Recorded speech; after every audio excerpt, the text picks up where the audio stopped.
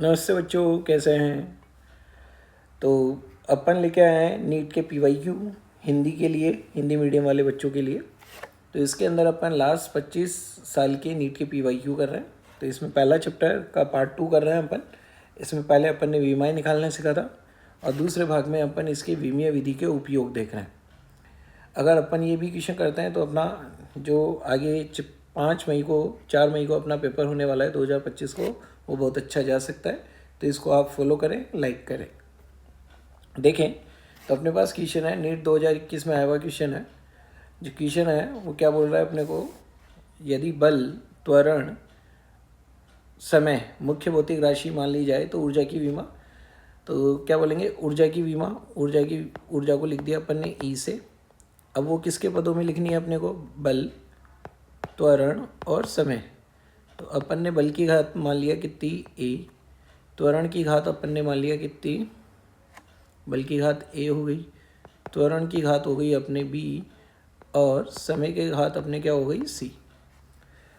अब इन दोनों पक्षों की विमाएँ क्या आनी चाहिए, समान। यही विमीय विश्लेषण विधि बोलती है, बाएं पक्ष की विमा बराबर दाएं पक्ष की विमा।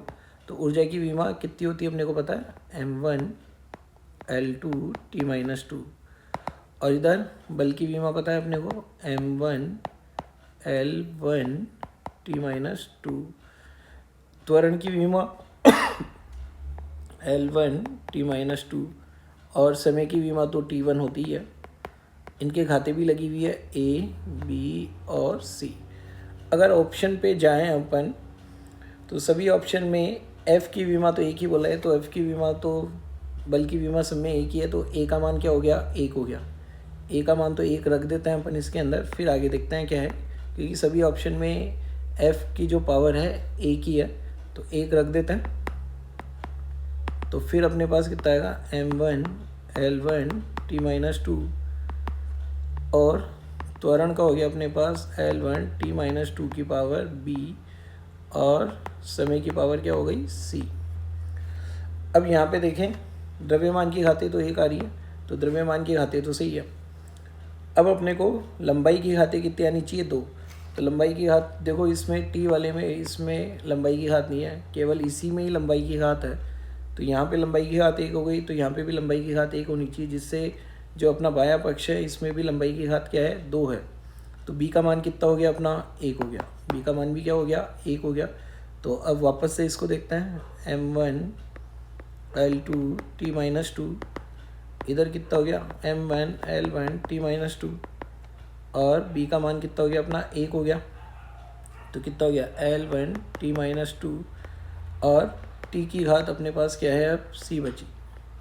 तो a का मान भी 1 हो गया और b का मान भी क्या हो गया, 1। ठीक है। तो कौन कौन से ऑप्शन है, a ऑप्शन भी ऐसा है, b भी ऐसा है और d भी ऐसा है। तो सब कुछ किस पे निर्भर करेगा, t पर। तो देखते हैं कितना रहा है, m1 L2 और यहाँ से देखें कितना रहा है, t की पावर -4 और बाएं पक्ष में कितना है, m1 L2 T-2। तो इधर c की पावर कितनी होनी चाहिए, c कितना होना चाहिए, 2 होना चाहिए। कितना होना चाहिए, 2। तो टोटल घातें t की घात -2 और ये मैच हो जाएगा। तो c बराबर कितना होना चाहिए, 2 होना चाहिए। तो ऐसा कौन से ऑप्शन में है, पहले ऑप्शन है। तो 45 का अपना कौन सा आंसर सही हो जाएगा, ए आंसर इसका क्या हो जाएगा अपना, सही हो जाएगा। आगे बढ़ते हैं 46 क्वेश्चन। अब जो 46 क्वेश्चन है ये क्या बोल रहा है अपने को, अपने पास कुछ भौतिक राशियाँ दी हुई है, ठीक है।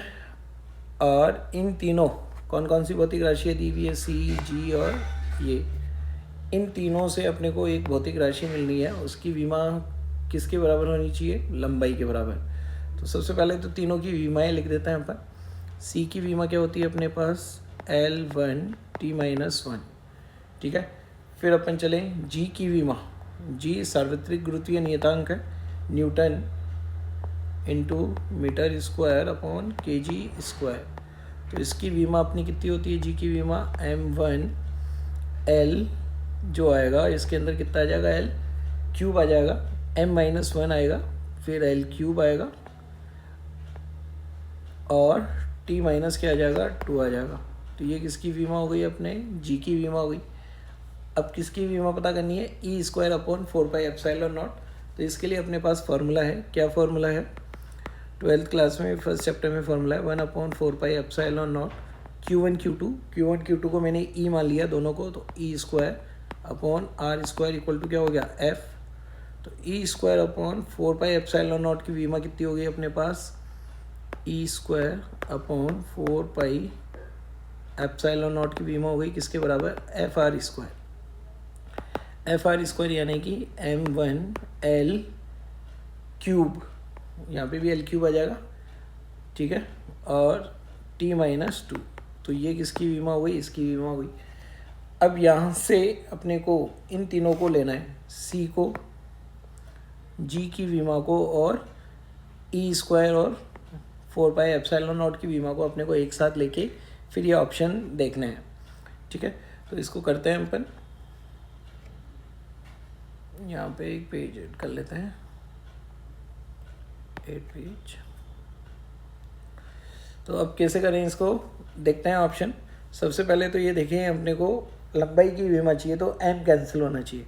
m क्या होना चाहिए, कैंसिल होना चाहिए। m कब कैंसिल होगा, जब E² 4πε0 और g एक दूसरे के विपरीत हों। E² 4πε0 और g एक दूसरे के क्या होने चाहिए, विपरीत होने चाहिए, ठीक है। विपरीत खाते लगेगी तभी अपना क्या कैंसिल होगा, या जी की बीमा अपने m-1 है, दोनों साथ में होने चाहिए, दोनों क्या होने चाहिए, साथ में, तभी ये कैंसिल हो पाएगा। देखो इसकी बीमा कितनी हो गई अपने पास, m1L3 T-2, और जो जी की बीमा है अपने पास कितनी है, m-1L3 T-2। तो इन दोनों को साथ में मल्टीप्लाई करें तो इसकी बीमा अपने पास कितनी हो जाएगी, देखो E² 4πε0 इंटू जी की बीमा कितनी आ रही है, m की घात 0 आ रही है, l की घात कितनी आ रही है, 6 आ रही है, ठीक है, और t की घात कितनी आ रही है, -4 आ रही है। अब ये तो अपने पास आ गया तो m की घात 0 चाहिए ही चाहिए अपने को, तो g और ये मल्टीप्लाई होंगे, तो सी वाला ऑप्शन गलत हो गया क्योंकि इसमें g कहाँ है, नीचे। अब कौन कौन सा ऑप्शन बचा अपने पास, A B C। अब A B C में अपने को केवल लंबाई की बीमा चाहिए, तो घात 1/2 होगी, जब भी हो सकती है लंबाई की बीमा, तो इनकी घात है 1/2 करते हैं, इसकी पूरे की घात 1/2 करें अपन तो कितना हो जाएगा, यहाँ पे बीमा आ जाएगी अपने पास L3 T-2। अब लंबाई की बीमा चाहिए तो नीचे अपने को किसकी बीमा चाहिए, C² की, किसकी बीमा चाहिए, C² की बीमा चाहिए, और C² की बीमा कितनी हो जाएगी अपने पास, L3 T-2 L² T-2, तो C² की बीमा हो जाएगी, तो ये हो जाएगा। तो कौन सा वाला ऑप्शन सही लग रहा है अपने को, ए वाला ऑप्शन। 46 का कौन सा ऑप्शन सही हो जाएगा अपना, ए ऑप्शन यहाँ पे ठीक हो जाएगा। आगे बढ़ते हैं, तो ये 46 प्रश्न हो गया। तो इसमें वापस से अपन ध्यान दे लें कैसे अपन ने किया।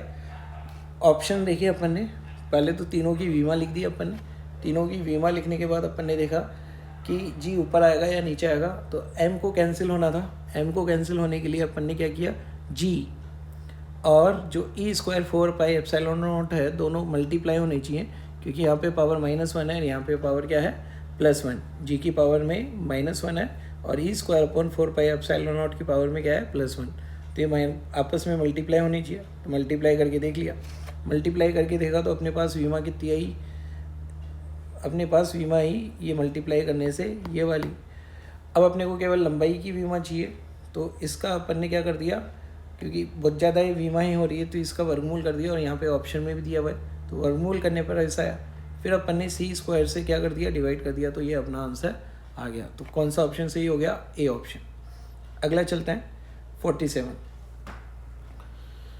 अब 47 देखें, पहले तो क्वेश्चन देखें क्या बोल रहा है। यदि प्लांक स्थिरांक, ठीक है, निर्वात में प्रकाश का वेग, न्यूटन का गुरुत्वीय स्थिरांक मौलिक स्थिरांक है, तो निम्नलिखित में से किसकी बीमा वही होगी जो लंबाई की है। तो लंबाई की बीमा निकालनी है अपने को। तो पहले तो तीनों की बीमा लिख लेते हैं। एच की बीमा, एच का जो मात्रक होता है अपने पास क्या होता है, जूल इंटू सेकेंड। तो बीमा क्या हो गई एच की, m1L2 T-1, ये तो एच की बीमा हो गई। फिर एच की बीमा के बाद अपन क्या कर रहे हैं, इसके अंदर आगे बढ़े तो एच की विमा हुई। फिर अपने को किसकी विमा निकालनी है, सी की विमा आपको पता ही है। सी की विमा क्या होगी अपने L1t-1। और जी की विमा आपको पता ही है, जी की विमा क्या होती है अपने पास, सार्वत्रिक गुरुत्वीय नियतांक की m-1 L3t-2। ये निकाल सकते हैं अपन जी की विमा। अब अपने को लंबाई की विमा चाहिए। किसकी विमा चाहिए, लंबाई की विमा। वापस देखें तो एच और जी साथ में मल्टीप्लाई होना चाहिए। एच और जी क्या होना चाहिए, मल्टीप्लाई होना चाहिए, तभी एम कैंसिल हो गया। तो एच और जी की विमा निकाल लेते हैं एक बार। तो एच क्रॉस एच इंटू जी। तो एच इंटू जी की विमा अपने पास कितनी आ गई, एम की पावर 0, एल की पावर 5 और टी की पावर -3 आ गई। अब अपने को क्या चाहिए, लंबाई की विमा। तो एच और जी को मल्टीप्लाई होना चाहिए। तो ये कौन सा ऑप्शन, एच और जी मल्टीप्लाई होना चाहिए, ये ए ऑप्शन गलत हो गया। एच और जी मल्टीप्लाई होना चाहिए, तो बी ऑप्शन भी अपना क्या हो गया, गलत हो गया।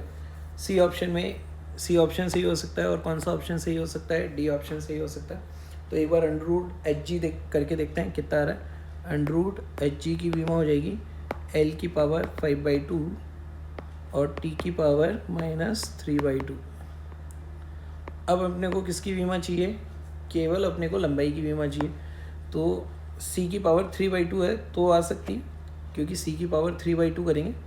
यहाँ पर सी की पावर 3/2 कर दिया, एल की पावर 3/2 हो जाएगी और टी की पावर -3/2 हो जाएगी। ये कट गया और यहाँ से कितना आ रहा है, एल की पावर 1 आ रहा है। तो कौन सा ऑप्शन सही हो जाएगा अपने पास, सी ऑप्शन सही हो जाएगा। 47 का कौन सा ऑप्शन सही हो जाएगा, सी ऑप्शन अपना सही हो जाएगा, एल की पावर 1 आ जाएगी। अगला चलते हैं अपन 48 में अपने को क्या बोला है, किसी नलिका में बहने वाले द्रव का क्रांतिक वेग। तो क्रांतिक वेग की विमा को किससे, श्यानता गुणांक से, घनत्व से और आर से किया जा रहा है। तो वेग की विमा को अपने को किया जा रहा है किससे, श्यानता गुणांक की एक्स पावर लगी हुई है, घनत्व की पावर क्या लगी हुई है, वाई लगी हुई है, और आर की पावर क्या लगी हुई है, जेड लगी हुई है। सबसे पहले श्यानता गुणांक की विमा लिख लें। तो श्यानता गुणांक की विमा आप निकाल सकते हैं, एफ इक्वल टू कितना होता है, 6 स्टोक्स सूत्र होता है अपना 6 ईटा आर-वी। तो यहाँ से अपन श्यानता गुणांक की विमा निकाल सकते हैं। तो श्यानता गुणांक की विमा कितनी आ जाएगी अपने पास, m1, ठीक है। यहाँ से देखो ईटा इक्वल टू कितना हो गया, एफ अपॉन आर वी करेंगे अपन। तो m1 L1t-2 और r कितना हो गया, L1 और ये L1t-1। तो कितनी हो गई श्यानता गुणांक की विमा अपने पास, m1 L की पावर, एक L कैंसिल हो गया, ऊपर आएगा तो m1 L-1 और t की पावर कितनी हो गई, -1। तो ये श्यानता गुणांक की विमा आ गई। घनत्व की विमा आपको पता ही है, घनत्व की विमा कितनी होती है, m1 L-3 होती है। फिर आर की विमा भी आपको पता है, आर की विमा क्या होती है, L1 होती है। अब अपने को क्या चाहिए, वेग की विमा चाहिए। इन सब की विमा किसके बराबर होनी चाहिए, वेग के बराबर। तो वेग के बराबर कब हो सकती है, श्यानता गुणांक और घनत्व ये एक दूसरे के विपरीत होने चाहिए। श्यानता गुणांक और घनत्व एक दूसरे के क्या होनी चाहिए, विपरीत विमा होनी चाहिए, इनकी खाते विपरीत होनी चाहिए, तो तभी ये कैंसिल हो सकता है। तो यहाँ पर विपरीत किस में आ रहा है, ए में नहीं आ रहा भैया, दोनों की सेम पावर है, बी में भी नहीं आ रहा, दोनों की सेम पावर है, सी में भी नहीं आ रहा। तो ये डी ऑप्शन ही सही हो सकता है, एक बार करके भी देख लेते हैं। तो ईटा की पावर, श्यानता गुणांक की पावर कितनी दी हुई है, 1। तो कितना हो गया, m1 L-1 t-1। फिर चलो आगे, इसकी पावर 1 लगी हुई है और घनत्व डी ऑप्शन देख रहे हैं हम चेक करके, घनत्व का पावर कितनी लगी हुई है, -1। तो m पावर -1 और l की पावर क्या हो जाएगी, 3 हो जाएगी। अब फिर बचा अपने पास क्या, r की पावर, और r की पावर इसमें क्या है, -1। तो r की पावर l की पावर क्या हो गई अपने, -1। करके देखो कितना आ रहा है, m1 कैंसिल हो गया, l की पावर कितनी हो गई, 2, 1 हो गई l की पावर, और t की पावर क्या है, -1। तो यही वेग की विमा है। तो अपना कौन सा ऑप्शन सही हो जाएगा, डी ऑप्शन इसका सही हो जाएगा 48 का। आगे चलते हैं, आगे अपने को क्या बोला है 49 में, यदि बल, वेग तथा समय को मूल मात्रक मान लिया जाए तो द्रव्यमान की विमा होगी। तो द्रव्यमान को अपन किसके रूप में व्यक्त कर रहे हैं, बल की पावर a मान ली, वेग की पावर अपन ने क्या मान ली, b मान ली, और समय की पावर अपन ने क्या मान ली, c मान ली। तो ये a b c घातें अपने को चाहिए। अब दोनों की विमाएँ क्या होनी चाहिए, बराबर होनी चाहिए। तो m की घात कितनी हो गई 1, m की घात यहाँ पे कितनी आ गई 1, और इधर भी m की घातें 1 आनी चाहिए। द्रव्यमान की घातें क्या आनी चाहिए, 1 आनी चाहिए। तो द्रव्यमान की घात 1 आनी चाहिए, तो वो तो तभी आएगी। और सब ऑप्शन में देखो f की घात एक ही है, तो f की घात तो एक ही लिख देते हैं यहाँ पे। तो कितना हो गया m1 L1 t-2। ठीक है, अब किसकी घातें निकालनी है अपने को, वेग की घातें निकालनी है और इसकी घातें निकालनी है। वेग की घातें के लिए अपन ने वेग की विमा लिख देते हैं यहाँ पर L1 t-1 की पावर b, और समय की विमा लिख देते हैं t की घात c। तो यहाँ पर L कैंसिल कब होगा, जब b -1 होगा। L की पावर 0 कब होगी, जब b क्या होगा अपना -1 होगा। तो m1 L1 t-2, और b की घात -1 कर दी तो क्या हो गया, b -1 होना चाहिए। तो L की पावर -1 और t की पावर 1। अब t की घात कितनी बच गई अपने पास, c बच गई। तो यहाँ से कितना आ गया अपने पास m1, L कैंसिल हो गया और t की पावर -1 आ गई। t की पावर क्या आ गई -1। तो c का मान क्या होना चाहिए, 1 होना चाहिए। तो जब जाके ये दोनों क्या हो जाएंगे, कैंसिल। तो a बराबर अपना क्या आ गया 1, b बराबर अपना क्या आ गया, b बराबर -1 आ गया, तभी वो L कैंसिल हो रहा था अपना।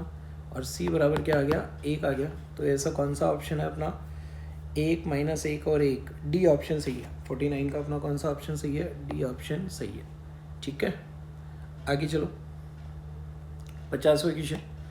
50वां क्वेश्चन अपने को क्या बोल रहा है, मात्रकों की CGS पद्धति में, एक मात्रक पद्धति से दूसरी मात्रक पद्धति में बदलना है अपने को। तो CGS पद्धति में कितना है घनत्व, 4 ग्राम पर सेंटीमीटर क्यूब। अब यहाँ पे 10 सेंटीमीटर को एक इकाई माना है और 100 ग्राम को एक इकाई माना है। तो अपन डायरेक्टली करते हैं इसको, देखो कैसे करें। 4 ग्राम है, ग्राम को मैंने क्या लिख दिया, 10 से ऊपर गुणा कर दिया और 10 से कहाँ कर दिया, नीचे कर दिया। ठीक है, 10 से ऊपर गुणा कर सकते हैं, 10 से नीचे कर दिया, ऐसे लिख दिया इसको। और सेंटीमीटर क्यूब, सेंटीमीटर क्यूब में मैंने क्या कर दिया, 1000 से ऊपर गुणा कर दिया और 1000 से नीचे गुणा कर दिया, सेंटीमीटर क्यूब। अब देखें 4, 10 ग्राम नई इकाई हो गई, द्रव्यमान की कौन सी इकाई हुई, नई इकाई हो गई। तो उसको मैंने क्या लिख दिया, m लिख दिया। द्रव्यमान की इकाई को क्या लिख दिया, m लिख दिया, m/10। और नीचे देखें कितना सेंटीमीटर है, 10 सेंटीमीटर एक इकाई के बराबर है। 10 सेंटीमीटर किसके बराबर है, एक इकाई के बराबर है। अब 10 सेंटीमीटर 100 ग्राम एक इकाई के बराबर है। ठीक है, इसमें थोड़ा सा अपने को चेंज करना पड़ेगा। देखें 100 ग्राम, मैंने 10 ग्राम लिया है, ये कितना ग्राम है 100 ग्राम। तो अपने को 100 से मल्टीप्लाई करना पड़ेगा, ऊपर किससे मल्टीप्लाई करना पड़ेगा, 100 से मल्टीप्लाई करना पड़ेगा। तो यहाँ पे इसको 100 से मल्टीप्लाई कर दिया ऊपर, और नीचे भी 100 से मल्टीप्लाई कर दिया, ऊपर नीचे 100 से मल्टीप्लाई कर दिया। और सेंटीमीटर में अपन ने क्या कर दिया, 1000 से ऊपर मल्टीप्लाई कर दिया और 1000 से ही नीचे मल्टीप्लाई कर दिया। अब इसको अपन क्या लिख सकते हैं, 4। 100 ग्राम किसके बराबर है, नई यूनिट के बराबर है। तो नई यूनिट m हो गई, और नीचे ये g अपना नहीं है यहाँ पे, तो m/100 हो गया। और 10 सेंटीमीटर क्यूब किसके बराबर है, नई इकाई के बराबर है। तो इसको अपन 10 सेंटीमीटर को क्या लिख दिया, 10 centimetre into 10 centimetre into 10 centimetre बटा क्या हो गया 1000। अब ये 10 सेंटीमीटर क्यूब ये क्या हो गई, अपनी एक नई इकाई हो गई। किसकी नई इकाई हो गई, अपने लंबाई की नई इकाई हो गई। तो इसको क्या लिख दिया, 4 बटा, ऊपर द्रव्यमान की नई इकाई हो गई थी और नीचे ये, और ये कितना हो रहा है अपना, ऊपर जा रहा था m/100 और नीचे आ रहा है अपना कितना 1/1000। और सेंटीमीटर की इकाई को अपन ने क्या लिख दिया, L³ लिख दिया। अब ये 1000 किधर जाएगा, ऊपर जाएगा, 1000/100 हो जाएगा। तो कितना हो जाएगा 40। द्रव्यमान की नई इकाई m हो गई, लंबाई की नई इकाई क्या हो गई, L हो गई। ठीक है, तो आंसर क्या आ जाएगा इसका, 50वें का आंसर आ जाएगा अपना C आ जाएगा। ठीक है, तो ऐसे अपन इस क्वेश्चन को कर सकते हैं। आगे 51 क्वेश्चन देखें। अपने को क्या बतानी है, ABC नियतांक और इनकी विमाएँ बतानी है। तो इसमें कंसेप्ट क्या है, सबसे पहले तो LHS की विमा बराबर क्या होनी चाहिए, RHS की विमा के बराबर। तो LHS के हर एक पद की विमा RHS के हर एक पद की विमा के बराबर होनी चाहिए, ठीक है। अब यहाँ पे AT की विमा किसके बराबर होगी, AT की विमा V की विमा के बराबर होगी, वेग की विमा के बराबर। और वेग की विमा कितनी होती है, L1T-1। तो A की विमा क्या हो गई, L1T-2। A की विमा पता लग गई अपने को। सबसे पहले L-T-2, तो ये B ऑप्शन और D ऑप्शन अपना क्या हो गया, गलत हो गया। अब चलते हैं किस पे, C की विमा देख लो।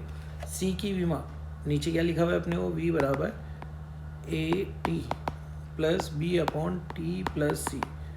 अब टाइम में C जुड़ रहा है, इसलिए C की विमा किसके बराबर होनी चाहिए, T के बराबर होनी चाहिए। तो C की विमा T के बराबर होनी चाहिए, किसके बराबर, T के बराबर। तो ये A ऑप्शन अपना क्या हो गया, सही हो गया। C की विमा किसके बराबर हो गई, T⁻1। अब चेक करना चाहें तो अपन इसको भी चेक कर सकते हैं, किसको, B। तो B की विमा किसके बराबर होनी चाहिए, B/T की विमा किसके बराबर होनी चाहिए, वेग के बराबर, ठीक है। B/T की विमा किसके बराबर होनी चाहिए, अपने वेग के बराबर। तो वेग बराबर कितना हो गया अपना, B/T हो गया। तो B की विमा कितनी हो गई, BT क्या हो गया, लंबाई हो गई, किसके बराबर, लंबाई के बराबर। तो यही है, तो कौन सा ऑप्शन सही हो जाएगा अपना, A ऑप्शन सही हो जाएगा। तो ये नीट 2006 में आया हुआ अपना क्या था, प्रश्न था। अगला देखें, अपने को क्या दिया हुआ है, दी गई समीकरण में P और ये सब दिया हुआ है, P दाब है, V आयतन है, थीटा तापमान है, AB नियतांक है। तो A का विमीय सूत्र होगा। तो अपन क्या बोल सकते हैं, दाब की विमा किसके बराबर होनी चाहिए, P की विमा किसके बराबर होनी चाहिए, 1/A/B² के बराबर। क्यों, क्योंकि समान राशियाँ ही आपस में जुड़ सकती है।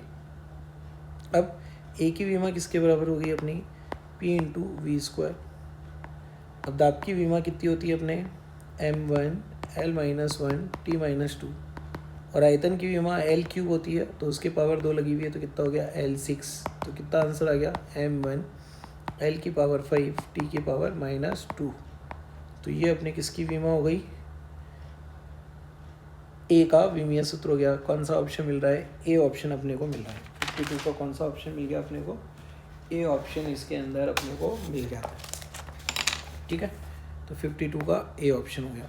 अगला चलते हैं,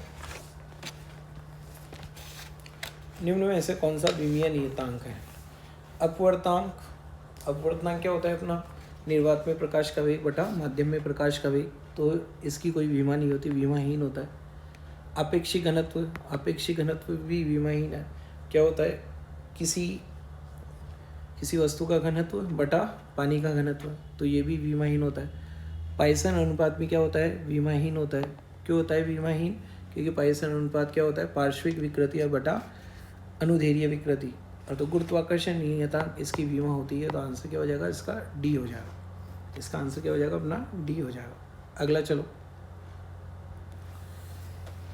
एक ट्यूब की लंबाई दी हुई है, त्रिज्या दी हुई है, टॉर्पिन का तेल बहता है, 93 में आया हुआ क्वेश्चन है।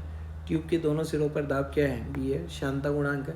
श्यानता गुणांक की विमा पता करनी है, या तो आप डायरेक्टली निकाल लो, नहीं तो इससे निकाल लो। तो श्यानता गुणांक की विमा यहाँ से अपन निकाल के देखते हैं। तो P की विमा क्या होती है, M1 L-1 T-2। R की विमा, R त्रिज्या है, तो त्रिज्या की विमा कितनी हो गई, L² हो गई, ठीक है। P की विमा लिख दी, इसकी विमा लिख दी। अब नीचे क्या है अपना, L लंबाई है और V क्या है, वेग है। तो वेग की विमा लिख दो, L1 T-1 और L लंबाई है तो इंटू L1। अब देखो यहाँ पे क्या आ रहा है, L1 और L2 कैंसिल हो गया, T-1 ऊपर जाएगा तो M1 L-1 T-1। तो ईटा की विमा आ जाएगी श्यानता गुणांक की, M1 L-1 और T-1। तो 54 का आंसर अपना क्या आ जाएगा, D आ जाएगा। अगला देखें 55। तो 55 क्या है, P बराबर कितना दिया हुआ है अपने को, P 93 में आया हुआ क्वेश्चन है, P0 e⁻⁴ α t²। तो जो ई की पावर में होता है उसकी कोई वीमा नहीं होती है। तो अल्फ़ा टी स्क्वायर की वीमा क्या होनी चाहिए, वीमाहीन होना चाहिए। क्या होना चाहिए, वीमाहीन। तो वीमाहीन कब होगा ये, जब अल्फ़ा की वीमा किसके बराबर होगी, t-2 के बराबर। तो कौन सा ऑप्शन सही हो जाएगा अपना, बी ऑप्शन यहाँ पे सही हो जाएगा। तो ये 55 क्वेश्चन भी अपना हो गया। अगला देखें, पी दाब है, सी प्रकाश का वेग है, एस प्रति एकांक क्षेत्रफल प्रति सेकंड विकिरण ऊर्जा है। तो कोई बीमा नहीं होगी, तो यही निकालना है अपने को। पी की पावर एक्स, एस की पावर वाई और सी की पावर जेड। तो बीमा लिखते जाओ। दाब की बीमा, दाब की बीमा क्या होती है अपने, m1, दाब की बीमा हो गई m1 L-1 T-2, इसकी पावर कितनी हो गई, x हो गई। अब प्रति एकांक क्षेत्रफल प्रति सेकंड विकिरण ऊर्जा, ये तीव्रता होगी। तीव्रता की बीमा कैसे लिख सकते हैं हम पर, प्रति एकांक क्षेत्रफल है तो m1 L2 T-2, पहले तो ऊर्जा लिख दिया और क्षेत्रफल के लिए L स्क्वायर से क्या कर दिया, डिवाइड कर दिया। प्रति सेकंड है तो T1 से भी क्या कर दिया, डिवाइड कर दिया। तो ये किसकी बीमा हो गई अपने, तीव्रता की बीमा हो गई। तो इसको y लिख दिया। और c की घात अपने क्या है, z है। c के लिए क्या हो गया, L1 T-1, इसकी घात अपने क्या है, z है। तो एक बार पूरा लिख लेते हैं फिर देखते हैं। m1 L-1 T-2 की पावर x और m1 L 0 हो रहा है, यहाँ पे L क्या हो गया, 0 हो गया। और t कितना हो गया, -3 हो गया। की पावर कितनी आ रही है, y। L की पावर 1 और t की पावर -1 की पावर कितनी आ रही है, z आ रही है। अब देखें कोई बीमा कम नहीं होगी। एक तो x और y क्या आनी चाहिए, विपरीत पावर आनी चाहिए x और y की, तभी ये कैंसिल हो पाएंगे। x और y की पावर अपनी क्या आनी चाहिए, विपरीत दिशा में आनी चाहिए, तभी ये क्या हो पाएंगे, कैंसिल हो पाएंगे। तो इसके अंदर जो अपना ऑप्शन आ जाएगा, ऑप्शन यहाँ पे अपना आ जाएगा 56 का अपना ऑप्शन आ जाएगा, यहाँ पे सी ऑप्शन आ जाएगा। 56 का कौन सा ऑप्शन आ जाएगा, सी ऑप्शन आ जाएगा। तो यहाँ पे अपन ने नीट के प्रीवियस ईयर के क्वेश्चन किए, तो ये अपन ने कंप्लीट हो गए। Thank you. वीडियो को लाइक करें और शेयर करें।